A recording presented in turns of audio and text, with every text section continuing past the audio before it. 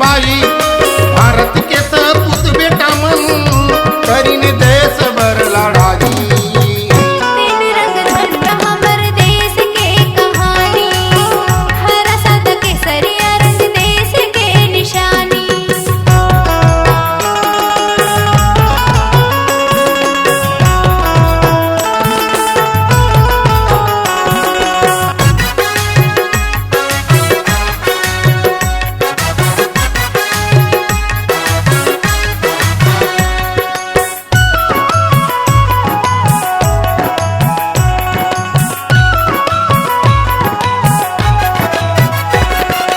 अंग्रेज बरी भारत माँ आके करी न अत्याचार।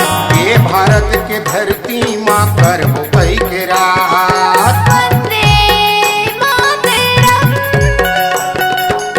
धड़ धड़ गोला बारूद तीर चले तलवार। खून के नदिया बहे भारत माँ मच गे हाहाकार। खून के नदिया बहे भारत माँ मच गे हाहाकार। वीर शहीद जवान मन के याद कर कुर्बानी। वीर शहीद जवान मन के याद कर कुर्बानी। खून की एक एक बूंद में लिखे भारत देश तोर कहानी। तीन रंग झंडा हमर देश के निशानी, हरा सादा केसरिया रंग देश के निशानी।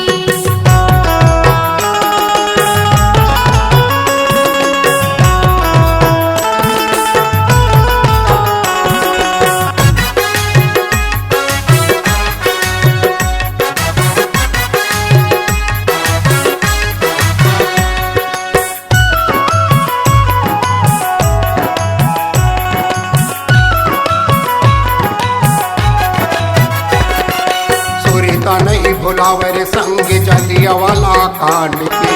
कत को गोला बारूद मरिन सीना अपन तान के। वंदे मातरम। देश के आजादी खातिर कत को शहीद हो गए। वीर भगत सिंह चंद्रशेखर फांसी मां झुल गए। वीर भगत सिंह चंद्रशेखर फांसी मां झुल गए। वीर शहीद जवान मन के याद कर कुर्बानी। वीर शहीद जवान मन के याद कर कुर्बानी। खून की एक एक बूंद में लिखे भारत देश तोर कहानी। तीन रंग झंडा हमर देश के निशानी, हरा सादा केसरिया रंग देश के निशानी।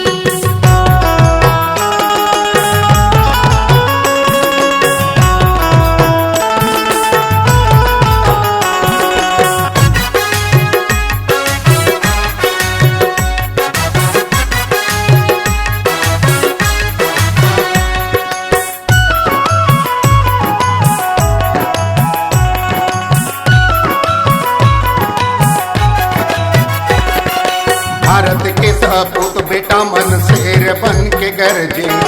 कत को मरे कत को भागे प्राण ला बचा के। वंदे मातरम। लाला लाजपत राय के सुने तलवार के कहानी। 1947 में मिली भारत ला आजादी। 1947 में मिली भारत ला आजादी। वीर शहीद जवान मन के याद कर कुर्बानी। वीर शहीद जवान मन के याद कर कुर्बानी। खून के एक एक बूंद में लिखे भारत माता तोर कहानी। तीन रंग झंडा हमर देश के निशानी, हरा सादा केसरिया रंग देश के निशानी। वीर भगत सिंह चंद्रशेखर रानी लक्ष्मीबाई। वीर भगत सिंह चंद्रशेखर रानी लक्ष्मीबाई। लाला लाजपत नेहरू गांधी करीन देश बर लड़ाई। तीन रंग झंडा हमर देश के कहानी, हरा सादा केसरिया रंग देश के निशानी। तीन रंग झंडा हमर देश के कहानी, हरा सादा केसरिया रंग देश के निशानी। हरा सादा केसरिया रंग देश के निशानी। 26 जनवरी 1950 में लागू हो गए भारत के संविधान। 20 जनवरी 1950 में लागू हो गए भारत के संविधान। पहचान करो ज्ञानी, पहचान करो ज्ञानी, अंबेडकर है महान, अंबेडकर है महान। बोलिए भारत माता की जय, बोलिए भारत माता की जय। C-Log Digital Recording Studio, Cordoba. Contact number 9907119215.